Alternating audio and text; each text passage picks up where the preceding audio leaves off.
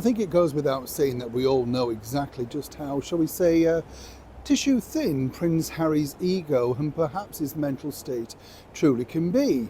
I think it was no more so apparent in the recent interview with the BBC when you could just see he was almost just about holding back his absolute fearless anger about the way that he'd been treated, and the fact, of course, that he'd now suddenly lost out on that much needed security arrangement that he thought, simply by being a former member of the British monarchy and, of course, coming back here to the United Kingdom to defend himself.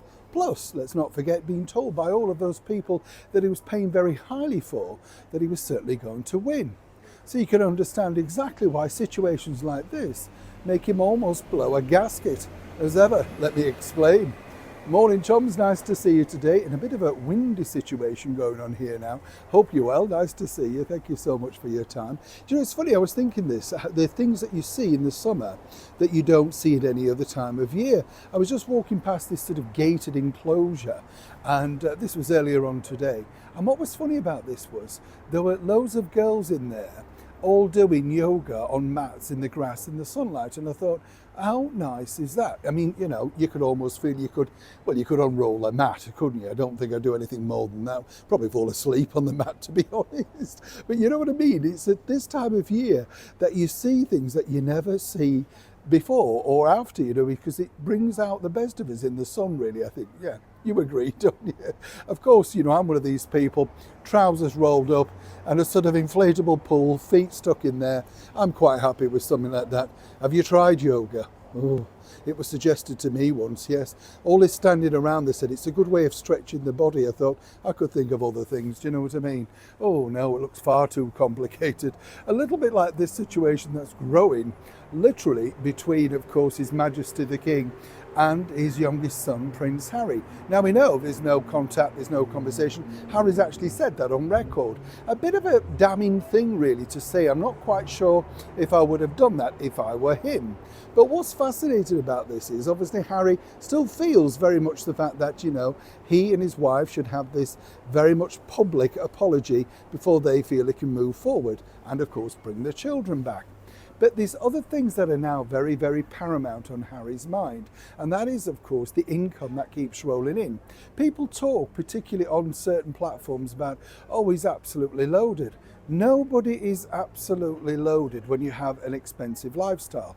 There are bigger things to pay. You know, you've got security, you've got a mortgage, you've got children, you've got everything that goes around, particularly if you've got a wife, of course, who's having a sort of madcap ideas at the drop of a hat, suddenly wanting to sell wine, jams, spreads, whatever, and that's no returnable income. Of course, that's projected income that's going to turn them into billionaires.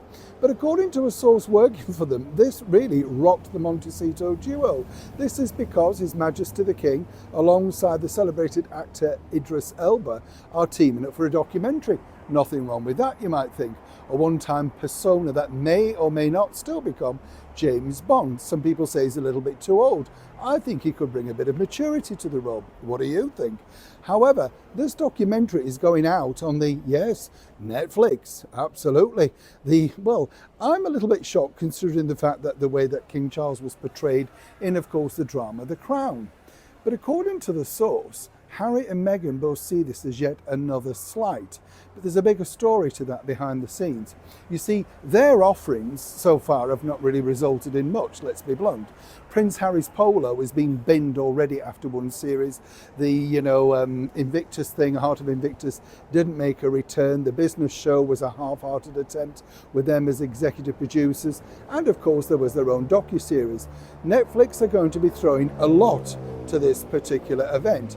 It's very prestigious for them to have His Majesty the King on their roster.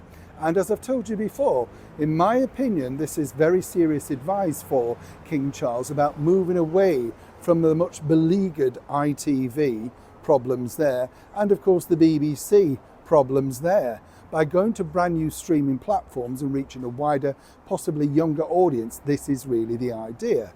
But in Harry's mind, apparently, this could prove catastrophic simply because this is their main source of revenue stream. And if this becomes successful, let me tell you, chums, Netflix will pile on more and more to make sure that they keep the services of His Majesty the King. teaming up with whoever he wants, but they will make sure they provide the necessary to do so. Is there a ticking clock now on that Netflix contract, Meghan? Neil Sean in the very heart of London.